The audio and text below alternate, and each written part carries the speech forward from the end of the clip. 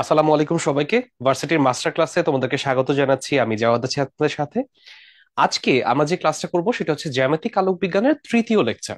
জ্যামিতিক আলোক বিজ্ঞানের এই পর্যন্ত আমরা দুইটা ক্লাস করে ফেলেছি। যে ক্ষেত্রে ক্লাস ওয়ানে আমরা স্লেন্ডার সূত্র এবং প্রতিসরণাঙ্কের ব্যাপারে জেনেছি, একই সাথে প্রকৃত গভীরতা, আপাত গভীরতা এবং প্রতিসরণাঙ্কের মধ্যে সম্পর্কটা কি সেটাও জেনেছি।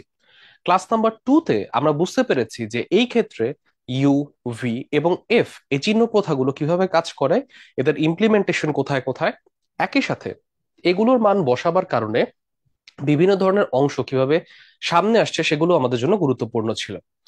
তারপর আমরা যখন লেকচার 3-তে যাচ্ছি তখন যে আমরা চোখের ত্রুটি এই কনসেপ্টটা বুঝতে পারবো। চোখের ত্রুটি বোঝার ক্ষেত্রে আমরা ফোকাস দূরত্ব এবং অন্যান্য বিষয়গুলো, স্পষ্ট দর্শনের নিকটতম দূরত্ব এবং দূরতম কোনো বিস্তৃত বস্তুর ক্ষেত্রে দেখার জন্য আমাদের কি কি অংশগুলো সমস্যার সম্মুখীন হতে হবে, সেক্ষেত্রে মায়োপিয়া, হাইপারমেট্রোপিয়া এই বিষয়গুলো কাজ করবে।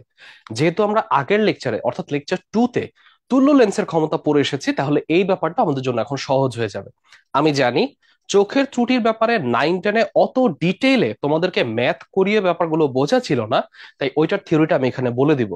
এবং তোমাদের থিওরিটা বোঝার জন্য যতটুকু নোট প্রয়োজন হয় সেটাও আলাদা করে লিখে দিব, যাতে কিনা এটা বুঝবার পরে একটা নতুন ইনস্ট্রুমেন্ট অর্থাৎ প্রিজমের ব্যাপারে ডিটেল ম্যাথগুলো তোমরা করতে পারো। তাহলে দেরি করছি না, ক্লাসটা শুরু করে ফেলি। আজকের লেকচারে আমাদের প্রতিপাদ্য মেইন বিষয় যেগুলো আছে সেটা হচ্ছে গিয়ে চোখের ত্রুটি, এবং দ্বিতীয়ত প্রিজম এবং বিচ্ছুরণ।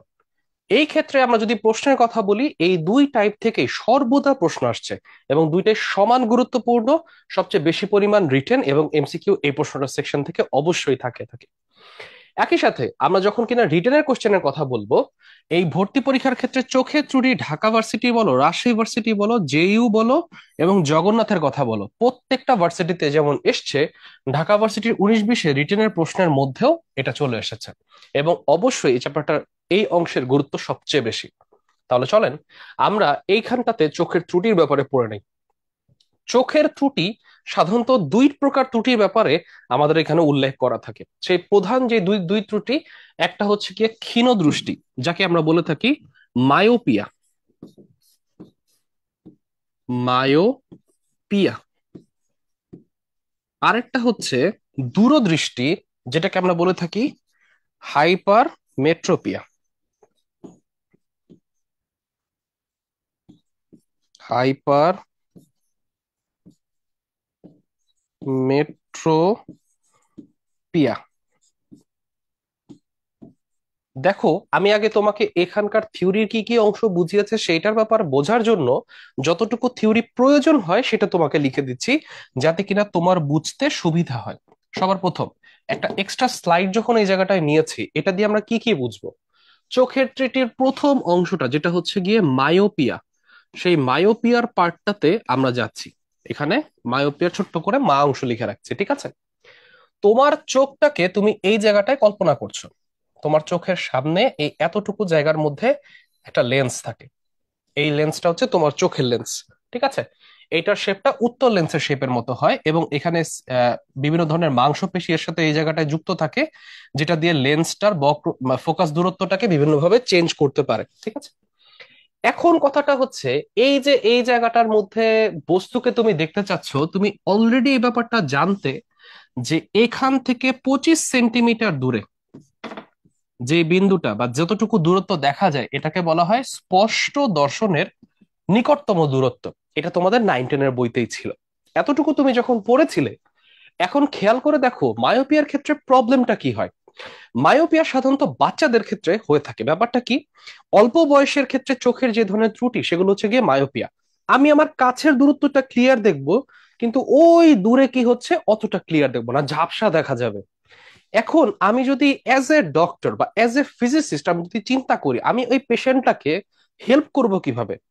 পেশেন্টটার স্ট্রং পয়েন্ট আর উইক পয়েন্ট কোনটা? পেশেন্টটার স্ট্রং পয়েন্ট হচ্ছে ও এই দূরত্বের ভেতরে, একটা নির্দিষ্ট দূরত্বের ভেতরে ও সবকিছুকে ক্লিয়ার দেখতে পারে। তার মানে ধরো আমি 4 মিটার দূরত্ব পর্যন্ত সবকিছু ক্লিয়ার দেখি। তাহলে পৃথিবীর সব ধরনের দূরত্ব কে যদি আমি কোনোভাবে 4 মিটারের ভেতরে নিয়ে আসতে পারি, তাহলে জিনিসটাকে আমি ক্লিয়ার দেখবো, কারণ 4 মিটারের পরের দূরত্ব আমি চোখে ক্লিয়ার দেখি না। এখন বোঝার বিষয়, আমি এই জায়গাটায় যদি একটা অবতল লেন্স ব্যবহার করি, এই যে একটা অবতল লেন্স ব্যবহার করি, এই অবতল লেন্স থেকে অসীম হতে আলোক রশ্মিগুলো আসছে, অসীম হতে আলোক রশ্মিগুলো আসছে। এই অসীম হতে আলোক রশ্মিগুলো আসবার পর আমরা দেখতে পাবো, যদি এই জায়গাটার মধ্যে অসীম হতে আলোক রশ্মি এসে এইখানটায় বস্তুটা এই অংশটার মধ্যে আসে এবং সেখানটায় আমি বস্তুটাকে প্রতিবিম্ব গঠন করতে পারি, তখনই সেই ক্ষেত্রে কি হয়ে যাবে, আমি বস্তুটাকে দেখতে পাবো। যেমন ব্যাপারটা বুঝিয়ে বলি। আমি ধরো 4 মিটার দূরত্বে যে বস্তুগুলো আছে সেগুলোকে রাখলে খুব ক্লিয়ার দেখতে পারি। তার মানে 4 মিটারের পরে দূরে আমি কোনো কিছু দেখতে পারি না। একটা মানুষের সাধারণভাবে একটা মানুষের স্পর্শ দর্শনের নিকটতম দূরত্ব হয় 25 সেন্টিমিটার, কিন্তু দূরদৃষ্টি মানে সে কত দূর পর্যন্ত ক্লিয়ার দেখতে পারে একটা সাধারণ মানুষের, এটা থেকে থাকে ইনফিনিটি পর্যন্ত। তার মানে এই দূরদৃষ্টিটা যেটা আছে সেই দূরদৃষ্টিটা কত, ইনফিনিটি। বাট তুমি বিম্বটাকে এখন কোথায় গঠন করলা, বস্তুটা দেওয়া আছে ইনফিনিটিতে, তুমি বিম্বটাকে ধরে এনে একটা নির্দিষ্ট দূরত্বে স্থাপন করছো, যেই দূরত্বে তুমি ক্লিয়ার করে দেখতে পারো। সেই দূরত্বটা কত, 4 মিটার। বাট কথা হচ্ছে এই যে 4 মিটার তুমি বসালা, তুমি যে এই যে বিম্বটা গঠন করলা, এটা কি গঠন হচ্ছে, একটা অবাস্তব বিম্ব গঠন হচ্ছে অবতল লেন্সে। অবাস্তব বিম্বের ক্ষেত্রে ভি পজিটিভ হয় নাকি নেগেটিভ হয় তুমি জানো? এর আগের ক্লাসে ইউ ভি এফ আমরা পজিটিভ নেগেটিভ চিহ্ন কোথাও পড়ে এসেছি, সেটা অবাস্তব বিম্ব গঠন হয় বলে আমরা নেগেটিভ চিহ্ন ব্যবহার করি, তাই এটা হবে নেগেটিভ। তাহলে বুঝতেই পারছো, মায়োপিয়ার ক্ষেত্রে আমরা সূত্র বসাবো 1/f is equals to 1/u plus 1/v। তাহলে 1/u, বস্তু আসে কোথায়, অসীমের বস্তু বা অসীমের দূরত্বের যে কোনো অনেক দূরের বস্তুকে আমি এই জায়গাটায় কাছে নিয়ে আসবো, কারণ অসীম দূরত্বের বস্তুকে আমি দেখতে পাই না, দূরদৃষ্টি।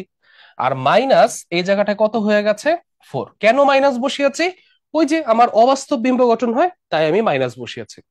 বাচ্চারা আপনি যখন এই ব্যাপারটা বুঝে গেছেন, তখন আপনি বুঝতে পারছেন 1/ইনফিনিটি এটা তো অনেক বড়। তার মানে কি, এটা আমার 1/ইনফিনিটি মানে 0.000, একদম জিরোর কাছাকাছি। তাহলে আমার এই জায়গাটায় 1/f এর ভ্যালুটা চলে আসতেছে -1/4। -1/4 মানে -0.5। এটা হচ্ছে কি অ্যান্সার। তাহলে এই অ্যান্সারটা যদি থাকে, আমি এই জায়গাটায় যদি বলি যে আমি পাওয়ার বের করতে চাচ্ছি, সেটা 1/f, তাহলে আসছে -0.25। এই যে অ্যান্সারটা আসলো, এটাই চলে আসছে কি আমাদের পাওয়ারটা। তাহলে এই লেন্সটা ব্যবহার করতে হবে, এবং সেটা কি, অবতল লেন্স ব্যবহার করতে হবে মায়োপিয়ার জন্য, যাতে কিনা অসীমের বা দূরের বস্তুকে আমি কাছে তার প্রতিবিম্ব অবস্থা প্রতিবিম্বকে তৈরি করে ক্লিয়ার করে দেখতে পারি। আই হোপ 9-10-এর অল্প একটু থিওরিকে কলেজে কাজে লাগানোর জন্য যতটুকু থিওরি তোমার প্রয়োজন হতো, সেটা তুমি এই জায়গাটায় বুঝতে পেরেছো। মাত্র আমি পড়াশোনা করলাম মায়োপিয়া নিয়ে, তাহলে এখন আমাকে হাইপার মেট্রোপিয়া নিয়ে পড়াশোনা করতে হবে। হাইপার মেট্রোপিয়া যখন আমরা পড়াশোনা করব, এই যে এই জায়গাটায় হাইপার মেট্রোপিয়া, HM, হাইপার মেট্রোপিয়া নিয়ে যখন আমরা পড়াশোনা করব, তখন ব্যাপারটা একটু বুঝিয়ে বলি। খেয়াল করে দেখো, এই যে অংশটুকু আছে হাইপার মেট্রোপিয়ার, আমার চোখটা যে আছে সেই চোখের এই জায়গাটায় কি আছে, লেন্স আছে। আমার চোখের লেন্সের এইখানটায় হাইপারমেট্রোপিয়ার সমস্যাটা হচ্ছে, এটা সাধারণত বৃদ্ধ মানুষদের ক্ষেত্রে হয়ে থাকে।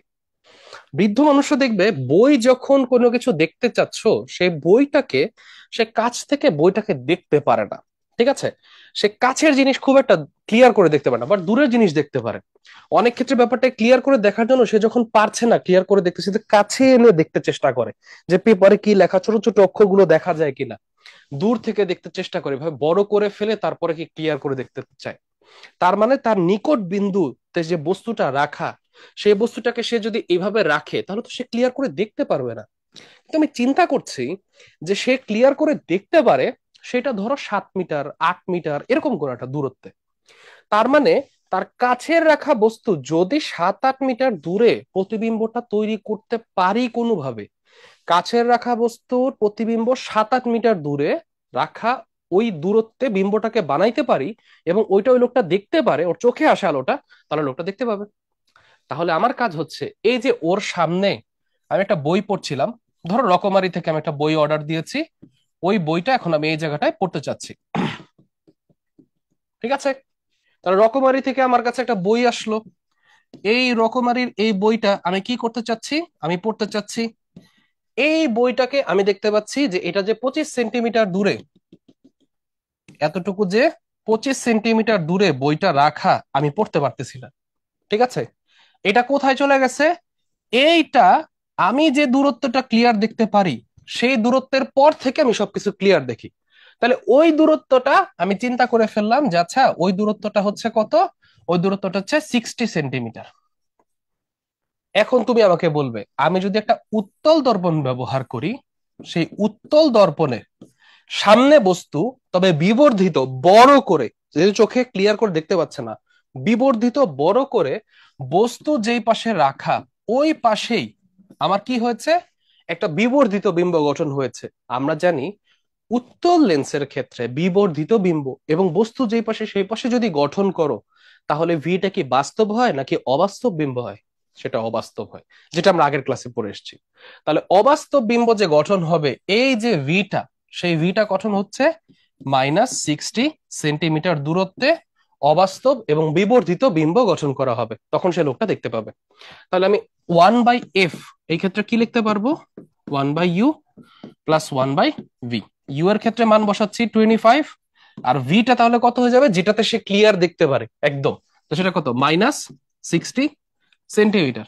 তাহলে সেখান থেকে আমার কি রেজাল্টটা চলে আসবে, এখান থেকে 1/f যা আসবে সেটা কি আসবে, পি। এবং আপনারা বুঝতে পারছেন এই যে রেজাল্টটা আসবে, এই রেজাল্ট গুলো আমাদের জন্য কি আসবে, পজিটিভ রেজাল্ট চলে আসবে। ঠিক আছে, তাহলে এটা চলে আসবে পজিটিভ। তাহলে পজিটিভ ডায়োপ্টার এই ইউনিটে যা আসবে সেটা হচ্ছে উত্তর লেন্সের জন্য। আই হোপ আপনার কাছে ব্যাপারটা ক্লিয়ার আছে। যদি আপনি ব্যাপারগুলো ক্লিয়ার থেকে থাকেন, তাহলে এখন আপনার কাছে দেখবেন এই যে আমি নোটগুলো করে রেখেছি, এটা আপনার কাছে খুব সহজ লাগবে। সেটা কি, ক্ষীণ দৃষ্টি অর্থাৎ কাছের জিনিস দেখতে পাওয়া বাট দূরের জিনিস দেখতে পাচ্ছে না সাধারণত বাচ্চারা, এই সমস্যার সমাধান করার জন্য অবতল লেন্স ব্যবহার করা হয়। পরীক্ষায় এইটা বারবার করে আসে। এই ক্ষেত্রে ত্রুটিপূর্ণ চোখের দূরবিন্দু হবে লেন্সটার যে ফোকাস দূরত্বটা, সেটাই হচ্ছে কি আমাদের দূরত্বটা। অর্থাৎ অবতল লেন্সের ক্ষমতা P is equal to 1/f। তাহলে দূরবিন্দু সেটা আমরা বের করব। এখন দূরদৃষ্টি বা হাইপারমেট্রোপিয়া, দূরের জিনিস দেখতে পাবে কিন্তু দেখতে পাবে নাকি কাছের জিনিস, এই সমস্যার সমাধান করার জন্য কোন লেন্স ব্যবহার করা হয়, উত্তল লেন্স ব্যবহার করা হয়, মানে কনভেক্স লেন্স। চোখের এই সমস্যা হয় তখন নিকট বিন্দুটা 25 সেন্টিমিটার থেকে বৃদ্ধি পেয়ে কোথায় চলে যায়, ব্যবহৃত লেন্সের ক্ষমতাটা আমরা ব্যবহার করতে পারবো। তাহলে ত্রুটিহীন চোখের নিকট বিন্দু কত, 0.25 মাইনাস এই যে ত্রুটিযুক্ত চোখের নিকট বিন্দুর দূরত্ব, যেটা আমরা তোমাকে বারবার আলাদা করে ম্যাথ করে মায়োপিয়া আর মেট্রোপিয়ার ক্ষেত্রে থিওরিটা প্রুফ করলাম। আই হোপ, আমি যতটুকু জানি 9-10-এর শর্ট সিলেবাসের মধ্যে এই ব্যাপারটা এত ডিটেলে না থাকার কারণে অনেকেরই এটা পড়া হয়ে ওঠে নাই, তোমাদের ব্যাচের জন্য স্পেশালি। আগের ব্যাচগুলোতে আমরা কখনো এই বিষয়গুলো পড়াতাম না, বাট এইটা ব্যাপারটা দেখার পরে তোমাকে সামনে এগুয়ে ম্যাথ গুলো করতে কোনো রকম অসুবিধা হবে না। চলো তাহলে আমরা ম্যাথে ডিরেক্টলি চলে যাই, ঠিক আছে? ম্যাথের ক্ষেত্রে যাওয়ার আগে চোখের তৃতীতে আমাদের যেসব সমীকরণগুলো কাজে দিবে সেটা লিখে দিচ্ছি। উভয় ক্ষেত্রে মূল কথা হলো বস্তু যে দূরত্বে দেখা প্রয়োজন সেটা আমরা ইউতে নিব, আর ভি হচ্ছে ত্রুটিযুক্ত চোখের যতটুকু পর্যন্ত দেখতে পারে, তার জন্য ফর্মুলাটা আমরা লিখে দিয়েছি। এবং এই ক্ষেত্রে ত্রুটিযুক্ত ফর্মুলাটা মান বসেও এখানে দেখিয়েছে। তাহলে এটা হচ্ছে মায়োপিয়ার কারণে, এটা হচ্ছে হাইপারমেট্রোপিয়ার কারণে। চলেন আমরা ম্যাথে যাই। কোন ত্রুটি দূরীকরণে উত্তল লেন্স ব্যবহার করা হয়, একটু আগে পড়ে এসেছি। দূরদৃষ্টি অর্থাৎ হাইপারমেট্রোপিয়া দূরীকরণে উত্তল লেন্স ব্যবহার করা হয়। যদি আসতো অবতল লেন্স তাহলে মায়োপিয়া অর্থাৎ ক্ষীণদৃষ্টি। একজন ছাত্র ত্রুটিপূর্ণ চোখে 0.50 মিটারের অধিক দূরের বস্তু দেখতে পায় না, ঠিক আছে? তাহলে এরপরে বলছে যে সে এতটুক দূরত্ব পর্যন্ত দেখে, তারপরে আর দেখতে পারে না। তার মানে দূরের জিনিস সে দেখতে পারতেছে না, দূরের জিনিস দেখতে পায় না, তার মানে তার কি হয়েছে, মায়োপিয়া হয়েছে। কাছের জিনিস দেখতে পারে, তার মানে ওইটা তার কাছে ক্লিয়ার। সংশোধিত লেন্সের ক্ষমতা কত হলে সে সহজে আর স্পষ্টভাবে দূরের বস্তুকে দেখতে সক্ষম হবে, এই ব্যাপারটা আমাদের বোঝা উচিত। একটা ছাত্রের ত্রুটিপূর্ণ চোখ আমাকে যখন বলে দিয়েছে এই যে দূরত্বটা সে দেখতে পারে না, তাহলে আমি কি বুঝতে পারছি, আমার এই অংশে P is equals to 1/f। Lecture 2 তে একটু আগে পড়ে এসেছি, 1/f মানে হলো 1/u প্লাস 1/v। বস্তুটা তুমি যদি স্পষ্ট দর্শনের নিকটতম দূরত্বের ক্ষেত্রে চিন্তা করো, ও নাকি 0.50 দূরত্বের চেয়ে দূরে আর দেখতে পারছে না। তার মানে আমার স্ট্রং পয়েন্ট এই জায়গাটায়, এই বাচ্চার জন্য দূরের একটা বস্তুকে যদি আমি 0.50-তে এনে রাখতে পারি, রাখতে তো আর পারছি না, তার প্রতিবিম্বটাকে বসাতে পারি, তখন তুমি দেখতে পাবে চোখে এটা ক্লিয়ার দেখা যাচ্ছে। তাহলে ওই দূরের বস্তুকে এইখানে আমি আনবো। দূরের বস্তু, অসীম দূরের বস্তু একটা সাধারণ মানুষের জন্য, যেটা আমরা 9-10-এ পড়ে এসেছি, দূরদৃষ্টিতে তার মানটা কত হয়ে যায়? এটা হয়ে যায় ইনফিনিটি। বস্তুটাকে আমি আনবো, সেটা এনে কোথায় রাখবো? 0.50 দূরে। তবে এটার জন্য আমরা ব্যবহার করব অবতল লেন্স। অবতল লেন্সের জন্য সেই দূরত্বটা হয়ে যায় -0.50। তাহলে আমি মানটা বসিয়ে ফেললাম এই জায়গাটায়, 1/f এর তখন মানটা চলে আসছে -0.5। -0.5 ভাই, এটাকে কিভাবে লিখতে পারতাম? এটাকে খুব ইজিলি লিখতে পারতাম -1। হাতে যদি কাটাকাটি করতে চাও, 5/10, তাহলে 10টা উপরে চলে যাবে। তাহলে আমি 1/f এর এই অংশটাকে আবার কিভাবে লিখতে পারবো? 10 বাই, এই অংশটায় 10/5। তাহলে আমি লিখছি এই জায়গাটায় 10/5, এবং এটা মাইনাস সাইন ছিল, মাইনাস, তাহলে এটা কোড চলে আসছে -2। মনে আছে কিনা, এই যে পাওয়ার ব্যবহার করতাম, সেই পাওয়ারের একক কি ছিল? ডায়োপ্টার। তাই তার কারণে ক্যাপিটাল ডি লিখে ফেলতাম। দেখি তো অপশনের মধ্যে -2 আছে কিনা। এই যে অপশন এতে আছে। তাহলে এই যে প্রশ্নটা রাজশাহী ইউনিভার্সিটি আর জাহাঙ্গীরনগর ইউনিভার্সিটিতে বারবার এসছে, তার জন্য আমাদের যে এক্সট্রা থিওরি লাগতো সেটা আমরা আলাদা করে এখানে বুঝলাম, যেটা ছিল মায়োপিয়ার জন্য। সেই মায়োপিয়ার থিওরিটা আমরা এখানে ইনপুট দিলাম, যাতে কিনা ম্যাথটা হয়। আপনারা আশা করি এই ব্যাপারটা যদি একটু ভালো করে খেয়াল করেন তাহলে এটা বুঝতে পারবেন। দেখেন এখন আপনি মান বসানোটা এবং অন্যান্য অংশ এইটুকুর মধ্যে ক্লিয়ার হয়েছেন কিনা। আচ্ছা, যদি তুমি এই ব্যাপারটা মোটামুটি দেখে থাকো এবং হাতে হাতে ক্যালকুলেশন 5/10, 10/5 ভাগ করেছি, 2 এসছে, অ্যান্সার গুলো তোমার কাছে ক্লিয়ার লেগে থাকে, তাহলে আমরা এবার একটু সামনের দিকে আগাই। আচ্ছা, একজন ক্ষীণ দৃষ্টি সম্পন্ন, ক্ষীণ দৃষ্টি অর্থাৎ এই ব্যাপারটাকে আমরা মায়োপিয়া এটাও কিন্তু বলে দিয়ে থাকি। এই মানুষের দূরবিন্দুর দূরত্বটা তোমাকে জানিয়ে দিয়েছে, সেটা কত? 3/4। কথাটা একটু বোঝাটা জরুরি। 3/4 মিটারটা যখন আমরা হিসাব করতেছি, তার মানে ওই 3/4 মিটারে বস্তুটাকে যদি রাখি, তাহলেই ওই বস্তুটাকে আমি ক্লিয়ার দেখতে পারি। এখন পৃথিবীর সব বস্তুকে তো ওই দূরত্ব থেকে আমি রাখতে পারবো না। তাহলে অসীম দূর একটা বস্তু থাকুক, ওইটাতে আমার কোনো অসুবিধা নাই। তবে তার বিম্বটাকে যদি আমি ওই 3/4 এনে রাখতে পারি, তাহলে দেখবে সে খুব ক্লিয়ার করে দেখতেছে। তাহলে আমি ব্যাপারটা বলতে পারি কত ক্ষমতা লেন্স ব্যবহার করলে এ ত্রুটি দূর হবে। তাহলে আমরা মানটা বসাচ্ছি, ক্ষীণদৃষ্টি 1/f, এটা কত? 1/u plus 1/v। এখন আমি দেখতে পাচ্ছি বস্তুকে রাখা হয়েছে কোথায়? অসীমে। এবং এই জায়গাটায় 1/v যে আমি বস্তুটার প্রতিবিম্ব তৈরি করব, সেটা কোথায় আছে? সেটা হয়ে যাচ্ছে 3/4। তাহলে আমি মানটা বসালাম, এখানে রেজাল্টটা চলে আসতেছে -4/3। তাহলে আমাদের এই জায়গাটার মান যে বসালাম, তাহলে আমাদের অ্যান্সারটা 1/f, এটা কত? পি, পাওয়ারের ভ্যালু। অ্যান্সারটা কত চলে আসতেছে? -3/4 ডায়োপ্টার। এটাই হচ্ছে কি আমাদের এই ক্ষেত্রে অ্যান্সারটা। তাহলে অ্যান্সারটা হয়ে যাচ্ছে বি। আই হোপ আপনার কাছে মায়োপিয়ার এই দুই ধরনের ম্যাথই ক্লিয়ার আছে। তাহলে এতক্ষণ মান বসালাম, ম্যাথটা কিভাবে হবে থিওরিটা বোঝালাম, আপনি দেখেন মান বসানোর পর অ্যান্সারটা আপনি ক্লিয়ার আছেন কিনা।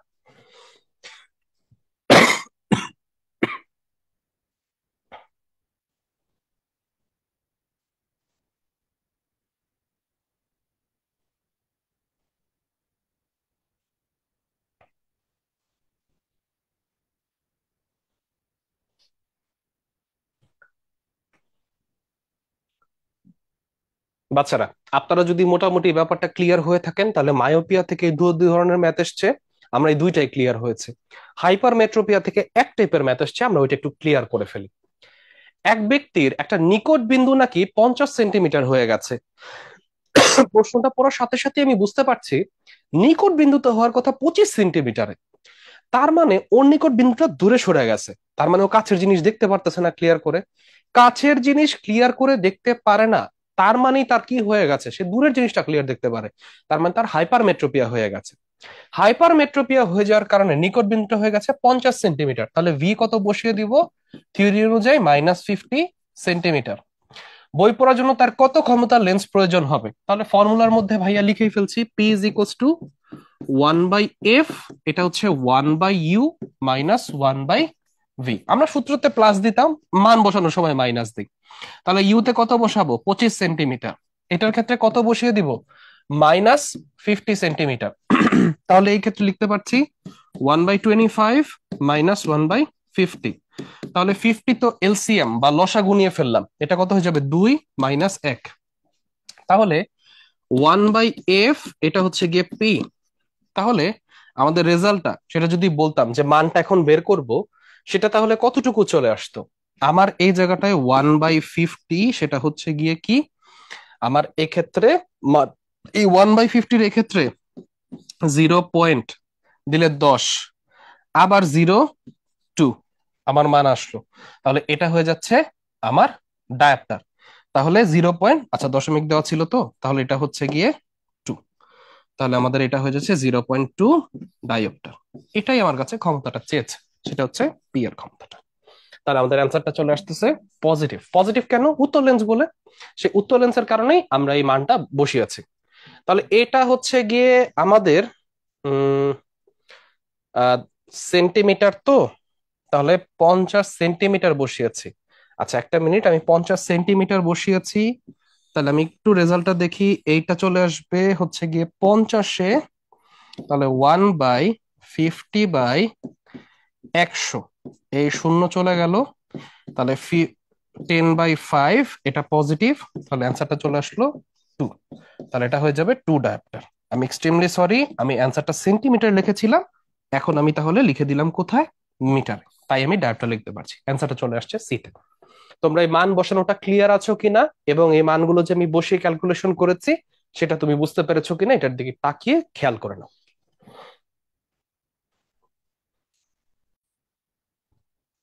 আচ্ছা তুমি যদি ব্যাপারটা খেয়াল করে থাকো, এখন আমি একটু সামনের দিকে আগাচ্ছি। একজন ক্ষীণ দৃষ্টি সম্পন্ন ব্যক্তির চোখের দূরবিন্দুর দূরত্বটা 50 সেন্টিমিটার দেওয়া। তাহলে ক্ষীণ দৃষ্টি হয়েছে, আমরা ফর্মুলা একটু আগে পড়ে এসেছি, P is equals to 1/f is equals to 1/u plus 1/v। ক্ষীণ দৃষ্টির ক্ষেত্রে আমাদের ইউ এর ক্ষেত্রে মানটা বসে থাকে কি অসীমের অংশে, মাইনাস ভিটা কত দেওয়া আছে? 50 সেন্টিমিটার। 50 সেন্টিমিটার মানে 50/100। শূন্য শূন্য কাটাকাটি হয়ে গেল, তাহলে এই জায়গাটায় থেকে যাচ্ছে -10/5। তাহলে আমার এটা চলে আসতেছে -2 ডায়াপ্টার। এটাই হচ্ছে গিয়ে আমার এই ক্ষেত্রে অ্যান্সারটা।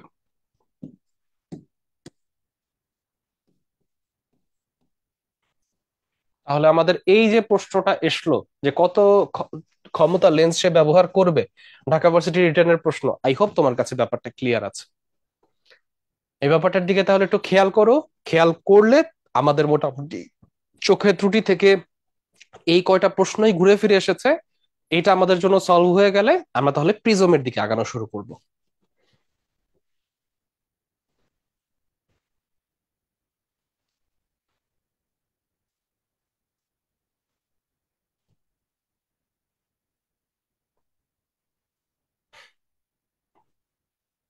আচ্ছা তুমি যদি মোটামুটি এইটা বুঝে থাকো যে এটা কিভাবে আমি করেছি বা ফর্মুলাটা মান বসিয়েছি, থিওরিটা আমাদের জন্য ক্লিয়ার আছে, তাহলে আমরা এবার একটু সামনের দিকে আগাবো।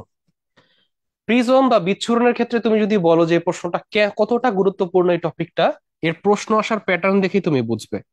ঢাকা ভার্সিটি 14, 15, 13, 14, 8, 9 একই বারবার প্রশ্ন আসতেছে।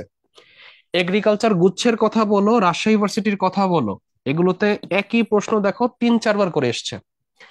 এবং জাহাঙ্গীরনগর ইউনিভার্সিটির প্রশ্নের কথা বলো, জগন্নাথের কথা বলো, চিটাগাং ভার্সিটি, খুলনা বা বাংলাদেশ এগ্রিকালচার ইউনিভার্সিটি, সবগুলোর মধ্যেই প্রশ্নগুলো কিন্তু বারংবার আসতেছে। তার মানে প্রিজম কোনোভাবেই কোন রকম ফাঁক ফোকর দেওয়া যাবে না, এখানে আমাদের খুব ক্লিয়ার করে বুঝতে হবে। এবং একটা অপরচুনিটি, যে এখন পর্যন্ত যেহেতু এই টপিকে রিটেন আসেনি, তাহলে এই প্রশ্ন থেকে রিটেন আসতে পারে, এটা তোমার জন্য একটা অপরচুনিটি। তুমি এই টপিকটা ভালো করে পড়ে রাখলে এখান থেকে আসা রিটেনও তুমি যেন সলভ করতে পারো, এবং তোমাদের বছরের জন্য অবশ্যই একটা গুরুত্বপূর্ণ টপিক। তাহলে এটা খুবই গুরুত্বপূর্ণ, তাই আমি এটাতে 3 স্টারে রেখেছি, যাতে এটা থেকে তোমরা প্রশ্নটা ভালো মতো কমন পাও এবং বুঝে বুঝে অ্যান্সার করতে পারো টপিকটা বোঝার গুরুত্ব সহকারে। আমরা যখনই প্রিজমের দিকে আগাবো সেই প্রিজম এবং বিচ্ছুরণ এগুলোর ব্যাপারে তোমাকে বলে দেওয়া আছে। এখন একটা জিনিস কি, আমরা যখন এই ধরনের বিষয়গুলো পড়বো তার আগে এখানে একটু ছবি দিয়ে বোঝানো আছে, আমি তোমাকে ব্যাপারটা একটু ছোট্ট করে বুঝিয়ে নেই। আমি জানি না, এটা যেহেতু এক্সট্রা সিলেবাস ছিল, অনেকেরই কলেজে ব্যাপারটা পড়ানো হয়নি, তো আমি ছোট্ট করে যতটুকু রিভাইজ না করলেই না, আমি সেটা একটু বলে দিচ্ছি। ধরো এটা একটা প্রিজম আছে, ঠিক আছে? এই প্রিজমের মধ্যে এই পাশ থেকে আলোক রশ্মি আসলো, তাহলে এটা আপতিত আলোক রশ্মি, ঠিক আছে? এটাকে আমি এই জায়গাটায় আপতিত আলোক রশ্মি, তো আমি এটা কোনটাকেও চিহ্নিত করছি। ধরুন এই যে অংশটা আসলো, এই যে কোনটা, এটাকে আমি I1 বলছি। এবং এই তলের উপর যে উলম্ব, ঠিক আছে, নর্মাল যাকে ইংলিশে বলা হয় উলম্ব তল, এটা এখন এই আলোক রশ্মিটা কি করেছে, এই দিক বরাবর চলে গেছে। চলে যাবার পর সে এই দিক বরাবর চলে গেছে। যাওয়ার কথা ছিল তার কোন দিকে? যাওয়ার কথা ছিল তার এই দিক বরাবর, এই দিক বরাবর তার যাওয়ার কথা ছিল। আচ্ছা, আমি একটু সিলেক্ট করে নিচ্ছি, এই দিক বরাবর তার যাবার কথা ছিল, কিন্তু সে গেছে কোন দিকে? সে গেছে এই দিক বরাবর। তাহলে বুঝতে পারছি এই যে তার একটা চেঞ্জ ঘটেছে, এটাকে বলা হয় বিচ্যুতি কোণ। এবং এইটা হচ্ছে গিয়ে তার উপরে যে কোণটা, এটাকে আমরা এ দ্বারা চিহ্নিত করে থাকি। এটা যদি আমার এই অংশটায় প্রতিসরিত হয়েছে, এটাকে আমি R1 বলি। এটাকে যদি আমি R2 বলে থাকি, আর অভিলম্ব এই পাশের তলের জন্য, এই যে রেড কালারের এটা, এটা হচ্ছে আরেকটা অভিলম্ব। তাহলে এই যে কোণটা বের হয়েছে, সেই কোণটা এই জায়গাটায় নির্গমন কোণ, এটাকে আমি বলতে পারতাম কত? I1। তাহলে এই অংশটায় আবার তারা অংশে আসলো। এই যে মানগুলো আছে, এক্ষেত্রে আমরা বিভিন্ন অংশ চিহ্নিত করে থাকি। আই হোপ তোমার কাছে এই সহজ ব্যাপারটা ক্লিয়ার আছে। এই সহজ ব্যাপারটা ক্লিয়ার থাকার কারণে যেখানে কি ঘটছিল প্রিজমে সেটা আমরা বুঝতে পারলাম। এখন যখনই আমরা প্রিজম নিয়ে কথা বলবো, সেই প্রিজম কোণ যেটা আছে, সেই প্রিজম কোণের এর ফর্মুলাটা হচ্ছে এই কোণ R1 আর R2 যে দুটো ছিল, আমরা সেই দুটোর যোগফল।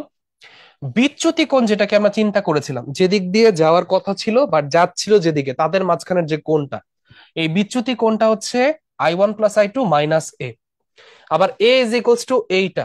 তাহলে I1 এর পরিচয়টা হচ্ছে সেটা আপতন কোণ, আর I2 হচ্ছে নির্গমন কোণ। এটা মনে রাখা উচিত যখন কিনা বিচ্যুত কোণটা আমরা মিনিমাম, যখন আমরা এটা চিন্তা করি, তখন এই ক্ষেত্রে আমরা যখন মানটা বের করছি, তখন মনে রাখতে হবে I1 এর মানটা I2 এর মানের সমান হয়ে যায়, R1 এর মানটা R2 এর সমান হয়ে যায়। এইটা আমি কেন আলাদা করে লিখে দিলাম, কারণ এটা বিশ্ববিদ্যালয়গুলোর পরীক্ষায় বারবারই আসতেছে, তাই এই ব্যাপারটা একটু আলাদা করে মনে রাখতে হবে।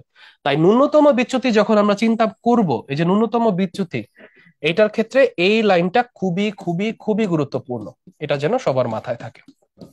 যেহেতু এই ব্যাপারটা আপনার কাছে এখন ক্লিয়ার হয়ে গেছে, তাহলে বিচ্যুতি কোণের সাথে আমাদের এই জায়গায় আপতন কোণের সম্পর্কটা, এটা আমাদের জন্য দরকার। কিছুক্ষণ পরে দেখবেন এই ধরনের গ্রাফ আমাদের পরীক্ষায় আসছে। আর এত কিছু যে প্রুফ করেছি, এটা হচ্ছে প্রিজমের ওই কোণটা যদি সুন্দর করে আমরা লিখতাম আর কি, তাহলে এটা আমাদের ছবিটা ক্লিয়ার হয়ে গেল।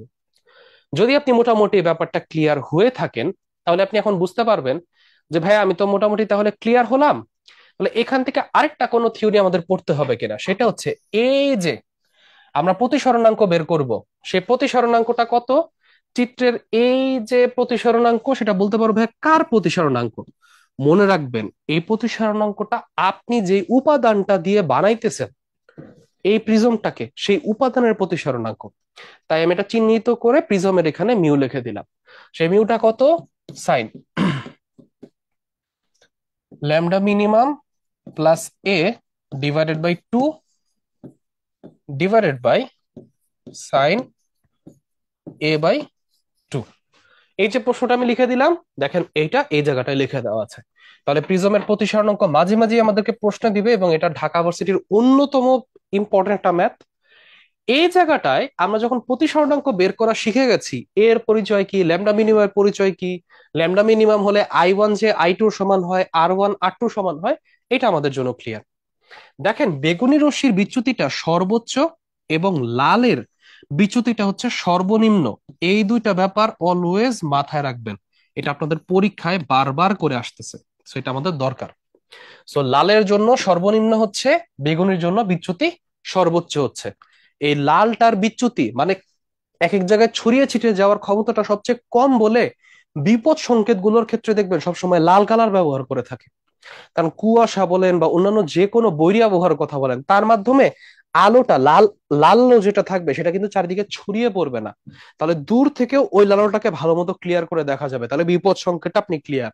লাল কোনো কিছুই তাহলে কি বিপদ সংকেত ইন্ডিকেট করছে। এরকম যদি আপনার কোনো মেন্টালিটি বা কোনো কিছু থাকে, ওটা বোঝার জন্য তখন সেখানে লাল কালারটা আইডেন্টিফিকেশন ধরে থাকে।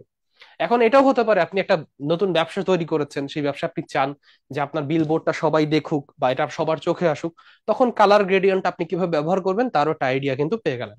যাই হোক, প্রিজম কোণ এর মানটা আমাকে বলে দিয়েছে 10 ডিগ্রি অপেক্ষা কম হলে বা সমান হলে সাধারণত ল্যামডা মিনিমাম অর্থাৎ নিম্নতম বিচ্যুতি এই সূত্রটা প্রযোজ্য হবে। দেখবে তোমাদের পরীক্ষাগুলোর ক্ষেত্রে 10 ডিগ্রির মান এবং সেই ক্ষেত্রে 6 ডিগ্রি এই ধরনের অংশগুলো খুব বেশি দেওয়া থাকে। 6 থেকে 10 ডিগ্রির মধ্যে মোটামুটি কোনগুলো থাকে, কিছু কিছু ক্ষেত্রে 4 ডিগ্রির মধ্যেও তুমি দেখতে পাবে। কোনো মাধ্যমে প্রতিসরণের ফলে যৌগিক আলো থেকে মূল বর্ণের আলো পাওয়ার পদ্ধতির নামটাকে কি বলে? মাঝে মাঝে দেখবে এটা ক নাম্বারে মধ্যে আমাদের যখন এইচএসসি আমরা দিচ্ছিলাম তখনকার সময় থাকতো, এখনকার সময়টা এমসিকিউতে থাকে। বিচ্ছুরণ বলে, বিচ্যুতি বলে, পূর্ণ বন্ধন প্রতিফলন বলে, সংকট কোণ তৈরি বলে, কোনটা হবে? এটা হবে বিচ্ছুরণ। আচ্ছা, যে আলোর তরঙ্গ দৈর্ঘ্যটা খুব বেশি সে আলোর বিচ্ছুরণটা হয় কম, বিপরীত ক্রমে। এখন তুমি বোঝো, যার বিচ্ছুরণটা হচ্ছে গিয়ে কম হয়, ঠিক আছে, তাহলে তার এই জায়গাটা কি তরঙ্গ দৈর্ঘ্যটা সবচেয়ে বেশি হবে। আর কৌণিক বিচ্ছুরণ বের করবা, সেটা হচ্ছে গিয়ে এই বিচ্যুতিটা আমার এই জায়গায় ভায়োলেট এবং রেড এগুলোর ভ্যালু গুলোর মাধ্যমে আমরা মান বসাবো, যে বেগুনি যেটা আছে ভায়োলেট, ওই রশ্মির বিচ্যুতিটা কত, লাল আলোর রশ্মিটা কত, এটা আমাদের জন্য দরকার হবে। সো প্রতিসরণাঙ্ক এবং এটার প্রতিসরণাঙ্ক দিয়েও তুমি চাইলে বের করতে পারবা, বাট তখন প্রিজমের অ্যাঙ্গেলটা প্রয়োজন হবে। তাহলে ফর্মুলা গুলো কোনটা কি কি কি বোঝায়, তুমি পরীক্ষার হলে যেন ডাইরেক্ট এগুলো ব্যবহার করতে পারো, সেগুলোর প্রুফ সহ আমরা মোটামুটি সামনের দিকে তাহলে এখন আগাবো, যদি তুমি মোটামুটি ক্লিয়ার হয়ে থাকো। এখন চলো আমরা যদি চিন্তা করি একটা সমবাহু প্রিজম। বাচ্চারা যখনই এই কথাটা আমাকে বলছে, আমি না এতটুকু চিন্তা করে ফেলতে পারছি, সমবাহু ত্রিভুজ প্রিজম মানে প্রত্যেকটা কোণ 60 ডিগ্রি, তার মানে প্রিজম কোণের মানটা 60 ডিগ্রি, এর মান 60 ডিগ্রি। প্রতিসরণাঙ্ক বলে দিছে কত, √2। ন্যূনতম বিচ্যুতি কোণটা কত, আল্লাহ এটা কোনো প্রশ্ন? এটা দেখেন, আমাদের এই জায়গাটায় প্রতিসরণাঙ্ক যে আমরা বের করতাম, সেটার জন্য ফর্মুলা লিখতাম lambda minimum plus A divided by 2, এটা হচ্ছে সাইন বাই নিচে সাইন এ বাই 2, এটা ছিল প্রতিসরণাঙ্ক মিউ। এখন প্রতিসরণাঙ্কের জায়গায় লেখা যায় কত, √2। আর এর জায়গায় লিখে ফেলা যায় কত, 60, এটার জায়গাতেও 60। 60 ডিভাইডেড 2 মানে 30 ডিগ্রি, সেই 30 ডিগ্রি যদি হয়, তাহলে আমি পরের লাইনে লিখতে পারবো sine lambda minimum plus A divided by 2, এবং এটা ছিল √2, তাহলে √2 into sine 30 degree, sine 30 degree মান কত, হাফ। কাটাকাটি করলে এটা চলে আসে 1/√2। তাহলে আমাদের এই অংশটা কাটাকাটি যখন করেছি 1/√2 আসলো। দেখেন তো ল্যামডা মিনিমাম প্লাস এ, এটা ছিল কত, 60 degree by 2 sine inverse √2। Sine inverse 1/√2 এটার ভ্যালুটা মনে হয় আমরা জানি, এটা ছিল 45 ডিগ্রি। তাহলে 45 ডিগ্রি যদি হতো, আমি বুঝতে পারছি আমি এইখানটায় পরের এই পাশটায় লিখতে পারবো, বা আমি চাইলে এই পাশেও লিখতে পারতাম যে ঠিক আছে, lambda minimum plus 60 degree is equals to 45 × 2, তাহলে এটা হয়ে যাবে 90 ডিগ্রি। আর ল্যামডা মিনিমাম তাহলে এটা হয়ে যাবে -60 ডিগ্রি, তাহলে রেজাল্ট আমার চলে আসতেছে 30 ডিগ্রি। দেখেন তো আপনার অপশনের মধ্যে কোথাও 30 ডিগ্রি আছে কিনা, এই যে সি নাম্বারে আছে, এই সি নাম্বার 30 ডিগ্রি, এটাই কি হয়ে যাচ্ছে আমাদের রেজাল্টটা। এই প্রশ্নটা দেখেন এই পর্যন্ত কতগুলো ভার্সিটিতে টানা সেম টু সেম ভ্যালু দিয়ে আসছে। তাই এই ম্যাথটা করে রাখাটা অত্যন্ত গুরুত্বপূর্ণ। আই হোপ আপনি ক্লিয়ার আছেন। যেহেতু বড় একটা ম্যাথ, মান বসিয়েছে অনেকগুলো, আপনি একটু ভালো করে খেয়াল করেন বুঝেছেন কিনা।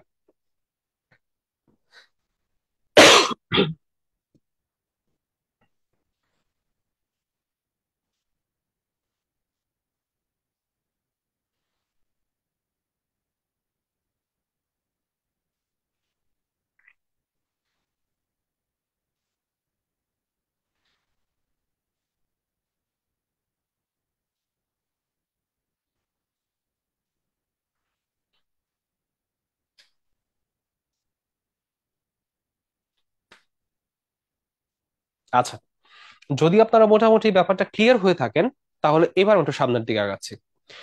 বিপদ সংকেত সবসময় লাল আলো ব্যবহৃত হয়, আলোর কোন নীতির সাহায্যে এটা ব্যাখ্যা করা যায় একটু আগে পড়ে এসেছি। এটা হচ্ছে কি, আমরা যখন বিক্ষেপণ কোণটা বের করছি বা বিক্ষেপণ, যে চারিদিকে ছড়িয়ে পড়ার যে কনসেপ্টটা, সেটা হচ্ছে কি আমাদের বিক্ষেপণ। তাহলে সেই বিক্ষেপণ থেকে আমাদের একটা ফ্লিন্ট কাচের ব্যাপারে বললো, সেই ফ্লিন্ট কাচের প্রিজমের প্রতিসরণাঙ্কটা যেটা বলে দিয়েছে 10 ডিগ্রি। বলল লাল আলোর জন্য উপাদানের প্রতিসরণাঙ্ক 1.57 হলে বিচ্যুতি কোণটা কত ডিগ্রি। আচ্ছা, একটু আগে মনে হয় আমরা ফর্মুলা পড়েছিলাম, সেটা ছিল μ-1 ইন্টু যে অ্যাঙ্গেলটা দেওয়া থাকবে সেই অ্যাঙ্গেলটা। তাহলে আমরা মানটা বসাতে পারছি। তাহলে সেটা কত ছিল, আমরা কত এই এ দ্বারা ইন্ডিকেট করতাম, সেটা কত দিয়ে দিয়েছে 1.57 -1, 10 ডিগ্রি। তাহলে 0.57 × 10 ডিগ্রি। তাহলে রেজাল্টটা কত চলে আসতেছে, 5.7 ডিগ্রি। তাহলে আমাদের রেজাল্টটা চলে আসতেছে এই যে ডি নাম্বারটা। সো এটা হচ্ছে গিয়ে আমাদের এই ক্ষেত্রে রেজাল্ট। একটা ম্যাথ আমরা এখানে ব্যবহার করেছি। তো আপনি এই পর্যন্ত বুঝতে পেরেছেন কিনা সেইটা দেখেন, আমরা মান বসিয়ে বের করলাম। সো আমাদের বিচ্যুতি কোণ, সেই বিচ্যুতি কোণটা আমরা বের করেছি।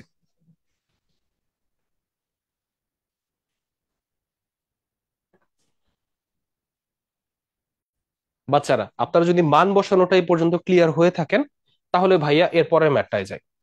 ন্যূনতম বিচ্যুতি যখন হয়, আপনার মনে থাকার কথা, ন্যূনতম বিচ্যুতি যখন হচ্ছে তখন আমাদের I1 = I2 হয়, আপতন কোণ আর নির্গমন কোণ সমান, এবং R1 = R2 হয়। এখন দেখতে পাচ্ছি I1 = I2, এইটার ব্যাপারে ডাইরেক্টলি বলে দেওয়া থাকলেও A/2 হয় কিনা এটা আমাকে বলেছে, এটা তো এখন আমাদের হচ্ছে না। তাহলে সেটা কোনটা হয়ে যাবে, R1 = R2। সেটা হচ্ছে কি আমাদের জন্য জানা কথা। সো অর্ধেক সঠিক অর্ধেক ভুল এরকম কোনো অপশন না, বরং পূর্ণ সঠিক, সেটাই হচ্ছে কি আমাদের অ্যান্সার। সেটা হচ্ছে এই প্রশ্নটা। তারপরে এক প্রকার ক্রাউন কাচে তৈরি প্রিজমের প্রতিসরণাঙ্ক বলে দিয়েছে 8 ডিগ্রি। হলুদ আর নীল আলোর জন্য উপাদানের প্রতিসরণাঙ্ক বলে দিয়েছে। তাহলে কৌণিক বিচ্ছুরণটা কত এটা জানতে চেয়েছে। তাহলে একটু দেখেন তো দেখি, আমি এই জায়গাটায় কৌণিক বিচ্ছুরণটা যদি বের করতে চাই, ঠিক আছে, তাহলে কৌণিক বিচ্ছুরণের জন্য আমি মানটা ব্যবহার করব, সেটা কত, 1.54 -1.51 ইন্টু যত অ্যাঙ্গেল বলে দিয়েছে সেই অ্যাঙ্গেল। তাহলে সেটা 0.03 ইন্টু 8 ডিগ্রি। তাহলে 3 আমরা বলতে পারবো 24, কিন্তু সেটা 0.2 ঘর পরে, তাহলে 0.24 ডিগ্রি। তাহলে আমাদের আনসারটা চলে আসতেছে সি। একটু আগে আমরা ফর্মুলা পড়ে এসেছি, সেই ফর্মুলার মানটা আমরা বসিয়ে দিলাম। তাহলে সেটা কি কি কালারের জন্য, সেটা হচ্ছে ব্লু কালারের জন্য, আর এটা হচ্ছে ইয়েলো কালারের জন্য। আই হোপ আপনার কাছে কৌণিক বিচ্ছুরণের মানটা নির্ণয় করাটা সুবিধাজনক আছে। আমি জাস্ট প্রাইম দিয়ে চিহ্নিত করেছি আর কি অ্যান্সারটা। যদি আপনার কাছে মোটামুটি ব্যাপারটা বোঝা হয়ে থাকে, একই সাথে দেখেন একটা প্রিজমের কোণের ব্যাপারে বলে দিয়েছে। সেটা কতটুকু বলেছে, প্রিজম কোণটা 60 ডিগ্রি। ওকে, তার মানে আমাকে এ এর মানটা বলে দেওয়া আছে। এই যে একটু আগে কোশ্চেনে পড়েছি এ। প্রতিসরণাঙ্ক বলে দিয়েছে, তার মানে কি মিউ বলে দেওয়া আছে। ন্যূনতম বিচ্যুতিটা কত এইটা জানতে বলেছে। সূত্র পড়েছিলাম, μ =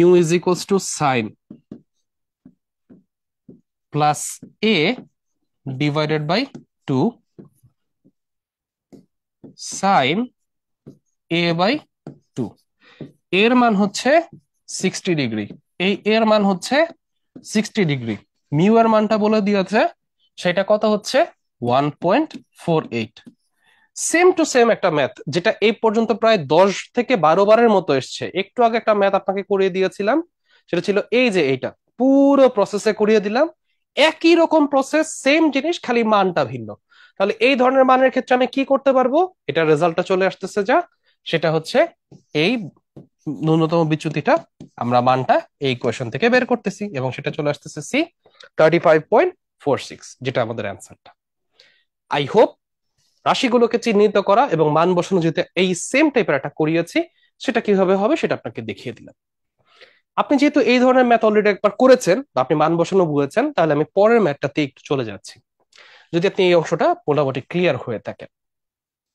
দেখেন, একটা ফ্লিন্ট কাচের তৈরি প্রিজমের প্রিজম কোণটা বলে দিয়েছে। আচ্ছা, প্রিজম কোণটা বলে দিয়েছে, বলল যে লাল আলোর প্রিজমের জন্য উপাদানের প্রতিসরণাঙ্ক বলে দিয়েছে, বিচ্যুতি কোণটা কত।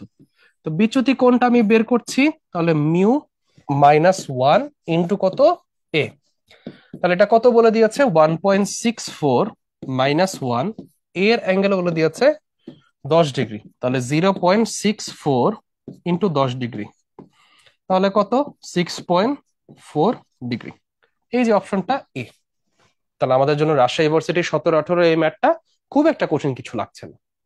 সেম ভাবে আমি যদি বলি প্রিজমের আই আর বিচ্যুতি, এই দুইটা লেখচিত্রের অংশটা, গ্রাফটা কেমন হয়ে থাকে, একটু আগে পড়েছিলাম আমরা, এই যে গ্রাফটা কেমন এইরকম হয়ে থাকে, এবং এতটুকুর মানটা এটা কি, মিনিমাম যে মানটা, ন্যূনতম বিচ্যুতি, সেই মানটা আমরা প্রকাশ করে থাকি।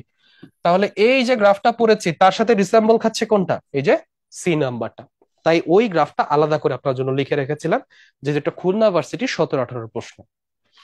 একই সাথে প্রিজমের ন্যূনতম বিচ্যুতি যখন অবস্থান হয় আপনার মনে থাকার কথা, তখন আপতন কোণ আর নির্গমন কোণ সেম হয়ে যায়। এটাকে আমরা চিহ্নিত করেছিলাম I1 = I2 দিয়ে, যেটা কিনা সি নাম্বার প্রশ্ন। যদি এটা ক্লিয়ার হয়ে থাকেন, আলোর কোন ঘটনা রংধনু সৃষ্টির জন্য ব্যাখ্যা করতে পারে। ও আচ্ছা, এটা একটু লিখে নেই, যেহেতু এটা ম্যাথমেটিক্যাল ছিল সেটা একটু লিখে দিয়ে রাখি। ন্যূনতম বিচ্যুতি, এই ন্যূনতম বিচ্যুতির জন্য I1 = I2, R1 = R2। তো এই ব্যাপারটুকু আমি লিখে দিয়েছিলাম, একটু খেয়াল করে দেখেন আপনি এই পর্যন্ত ক্লিয়ার আছেন কিনা।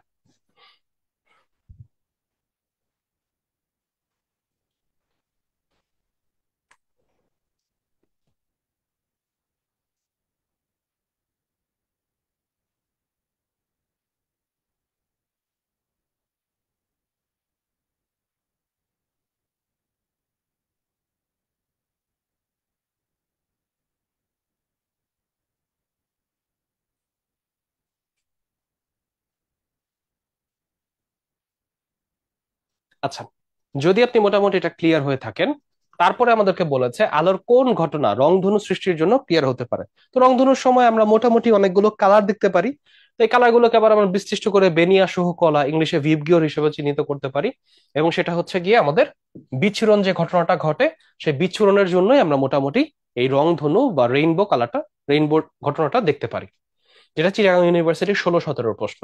একই রকম একটা প্রশ্ন, কোন রঙের বিচ্যুতিটা সবচেয়ে বেশি, সবচেয়ে বেশি কোনটা, সবচেয়ে কম কোনটা, এই দুইটার যে কোনো একটা আসে। সবচেয়ে বেশি হচ্ছে গিয়ে বেগুনি, আর লালটা হচ্ছে সবচেয়ে কম, সবচেয়ে কম। সো দয়া করে এই দুইটাই একটু পড়ে রাখলে ভালো, এই দুইটার যে কোনো একটা আপনার পরীক্ষা আসবে। আমাদের পরীক্ষা এসছে সবচেয়ে বেশি কোনটা, তাই অ্যান্সারটা হবে বেগুনিটা। এবং আজকের লাস্ট প্রশ্ন এই ক্লাসের, সেটা হচ্ছে একটা কাচের প্রতিসরণাঙ্ক আপনাকে বলে দিয়েছে। ঠিক আছে, প্রিজমের ন্যূনতম বিচ্যুতিটা আমার কোন, এই জায়গাটায় বলে দিল, প্রতিসরণ কোণটা আর এর জন্য নিচের কোন সম্পর্কটা সঠিক। আল্লাহ, এটার ক্ষেত্রে তো আমার প্রতিসরণাঙ্ক লাগবেই না। দেখেন, প্রতিসরণাঙ্ক যে দিয়ে রেখেছে এগুলা কিন্তু এক্সট্রা ডাটা, মাঝে মাঝে এইসব প্রশ্ন কাজ করে বিশ্ববিদ্যালয় পর্যায়ে এক্সট্রা ডাটা দিয়ে রাখা যায়, এগুলো দেখে আপনি কনফিউশনে পড়ে যান। তা আপনি জানেন ন্যূনতম বিচ্যুতি হলে, এটা নিয়ে ভাইয়া 3 নাম্বার এরকম সেম ম্যাথ করাচ্ছি, ন্যূনতম বিচ্যুতি যখন হয় I1 = I2 হয়, আপতন নির্গমন কোণ R1 = R2 হয়। তাহলে R1 আর R2 দুইটার মান যদি হয় আর, তাহলে কি লিখতে পারবো, R1 + R2, এটার ক্ষেত্রে ভ্যালু কি লেখা যায়, এটার ক্ষেত্রে ভ্যালু লেখা যায় হচ্ছে গিয়ে আমাদের 2R। তাহলে এই ভ্যালুটা হয়ে যাচ্ছে 2R। বাচ্চারা, এই ক্লাসটার ক্ষেত্রে আপনাদের একটা টপিক ছিল পুরোপুরি ভাবে আননোন, যেটা আপনাদের 9-10-এ কিছুটা পড়ে আসা উচিত ছিল, সেটা হচ্ছে চোখের ত্রুটি। এটার ফর্মুলা কিভাবে হয়, কত ধরনের ম্যাথ আসে, সেগুলো আমরা থিওরিটিক্যাল সহ ক্লিয়ার করেছি। দ্বিতীয়ত, প্রিজমের ক্ষেত্রে ঘটনাটা কি ঘটে, কোন কোন রাশিগুলো জানতে হবে এবং কোন প্রশ্নগুলোই বারবার আসছে, সেটা বোঝাটা আমাদের জন্য দরকার ছিল। যখন আপনি সবগুলো ক্লিয়ার হয়ে গেছেন, তখনই আপনার জন্য এই টপিকগুলো ফুললি ক্লিয়ার হয়ে যায়। আই হোপ আপনার কাছে ক্লাসটা বোধগম্য হয়েছে। আপনি ব্যাপারগুলো একটু চেষ্টা করেন। চেষ্টা করবার পরে যদি কোনো কিছু না বোঝেন, আপনার অ্যাকাউন্টে কিউএনএ সেকশন আছে, যে কোনো সময় আপনি আমাদের প্রশ্নগুলো পাঠিয়ে দিতে পারেন। আই হোপ আপনার যেহেতু এই ব্যাপারগুলো ক্লিয়ার আছে, আপনি যদি একটু ভালো করে প্র্যাকটিস করেন, ইনশাল্লাহ এই অংশগুলোতে আপনি ক্লিয়ার হয়ে যাবেন। So thank you so much everyone.